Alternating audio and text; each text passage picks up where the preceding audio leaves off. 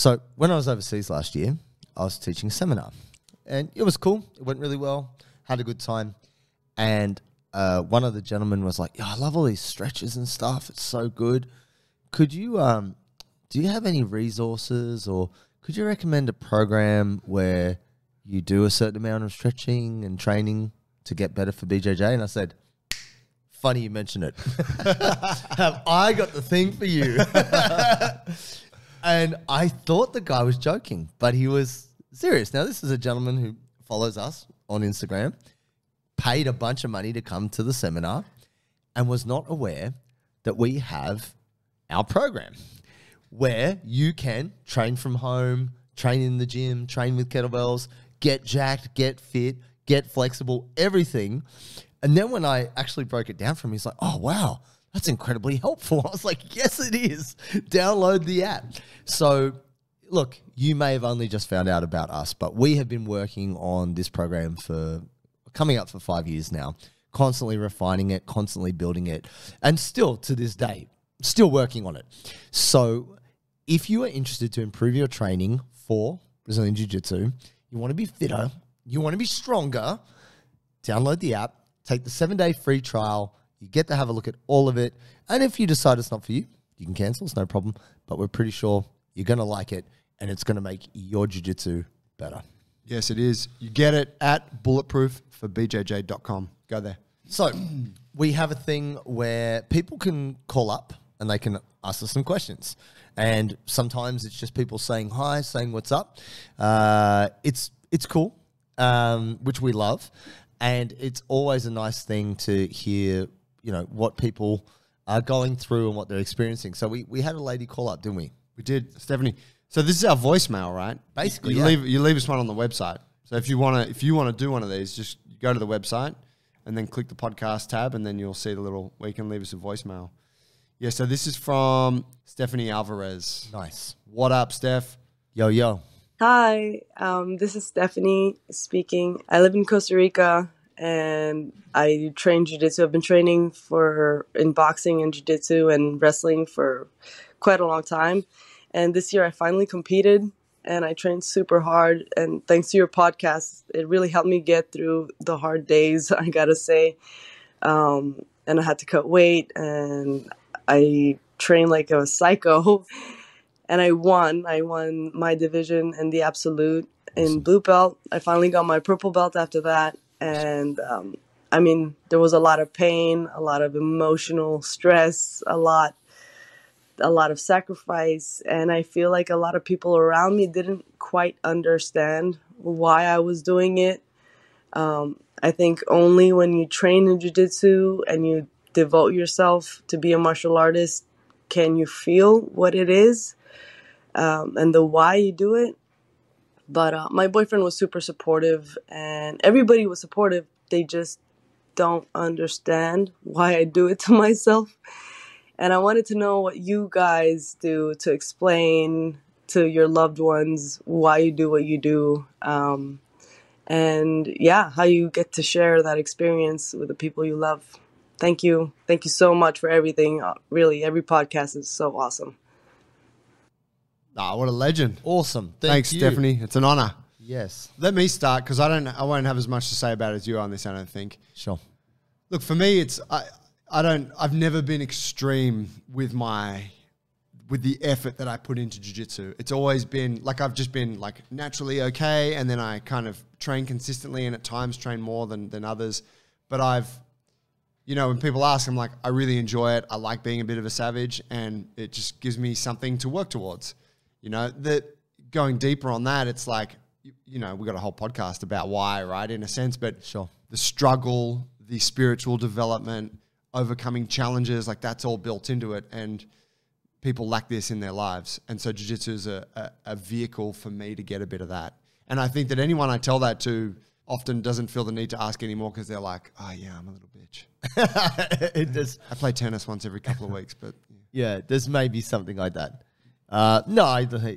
You're good at sports. I'm a warrior. I think no one gets it. this is a strange realization. It kind of came to me a couple of years ago because I had someone introduce me many years ago as the Australian champion of Thai Bo. I used to do Taekwondo. Yeah, got that black belt from Billy Blanks. This guy, he's Australian champion in Thai Bo. And the people there, I was so upset when they said this.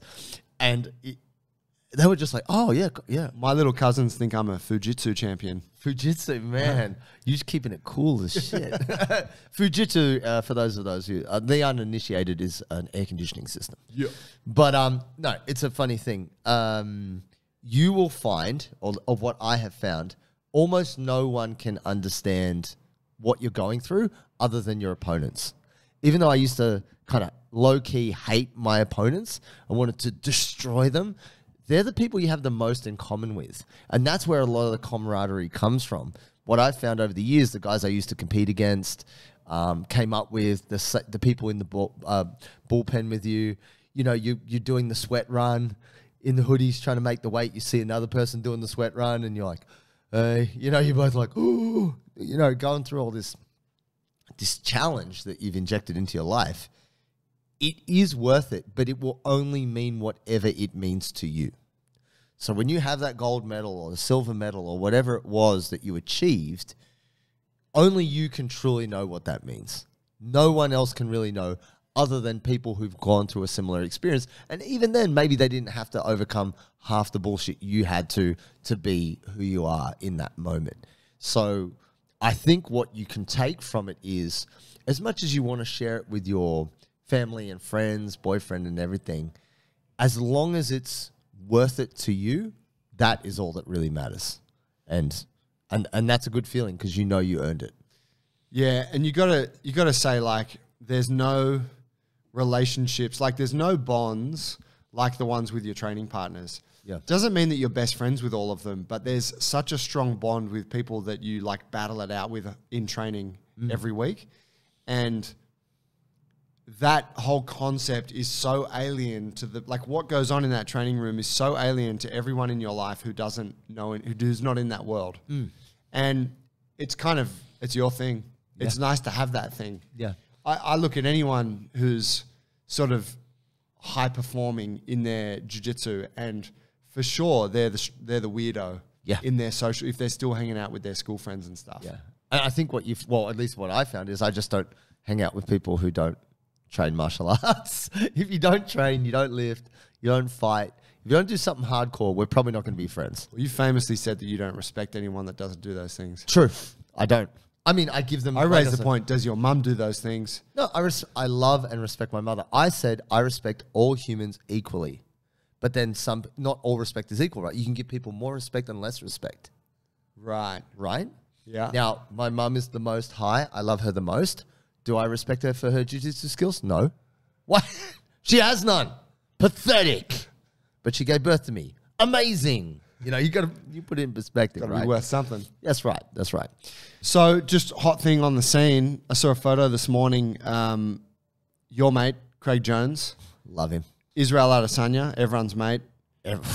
Our mate, Volkanovski. Of course. And no one's mate, Logan Paul. Hanging out on the mats. Looked like they'd just done a bunch of grappling. All sweaty. No doubt. And Logan Paul had his shirt off and he looked fucking yoked. Yes. In that true grappling fashion, right? Where you got the sick upper body pump. What's the deal there? They all had Bottle of Prime in their hands. Okay, so Logan Paul is sponsoring. Yeah, I mean, you're seeing, Joe was saying as a good term, these crew are matrixing. They're kind of interweaving their own social standing to create this kind of this network and this leveraging. Craig went across to do grappling with Israel and the guys at City Kickboxing. Volk trains there as well. Craig will be in Vegas fighting Felipe Pena fight week when Volk is also fighting Rodriguez. Okay. So I believe that could be this weekend maybe. I'm okay. not sure. I'm not sure. It's coming up. It's coming up. And really, so Logan Paul said he would try and get a fight in the UFC, but it was all in the name of the sweetener, which was Prime, sponsoring the UFC. Right. So there's every chance that they may individually sponsor. Logan Paul might organize an individual sponsorship for Izzy or for Volk or even for Craig, because Craig has done enough to leverage his position now.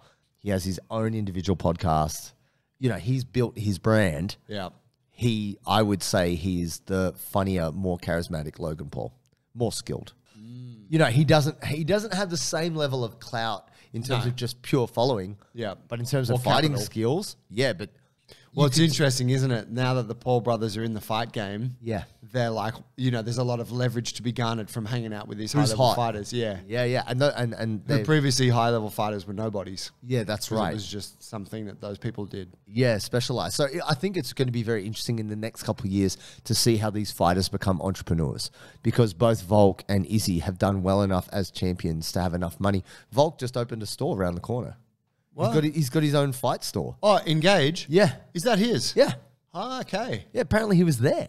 Oh, wow. Yeah, he launched it. Place looks cool. Yeah, it looks really cool. Like boxing gear and shit. Yeah, just all kinds of MMA-related apparels. And yeah, I think you're going to see it. You know, these Walk in there guys, with my black belt, let them know what's up. they only let You you guys pay. got any real fighting uniforms in here? They only let you pay in Bitcoin. GI? Well, yeah. No, I think it's definitely what we're going to see off the back of. It's kind of reverse engineered at the moment that guys like Logan Paul, Jake Paul, they're kind of internet entrepreneur types trying to make money out of different avenues. Yeah. The fight game is very profitable if you're at the top end of it. These guys who are at the top end, like Izzy, like Volk, and then ultimately, I think you will see Craig being one of the most financially successful guys in the history of jiu-jitsu long How term. did Gordon is rolling in his grave right now. He's rolling around in his own diarrhea right now.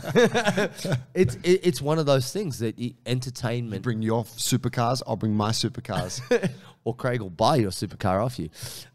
It's just interesting because I think you're going to see more of these people getting bigger in business and leveraging their audience. That's what we're seeing. The rise of the fight entrepreneur. And we'll be right there commentating on it, fam, so stay tuned. See you.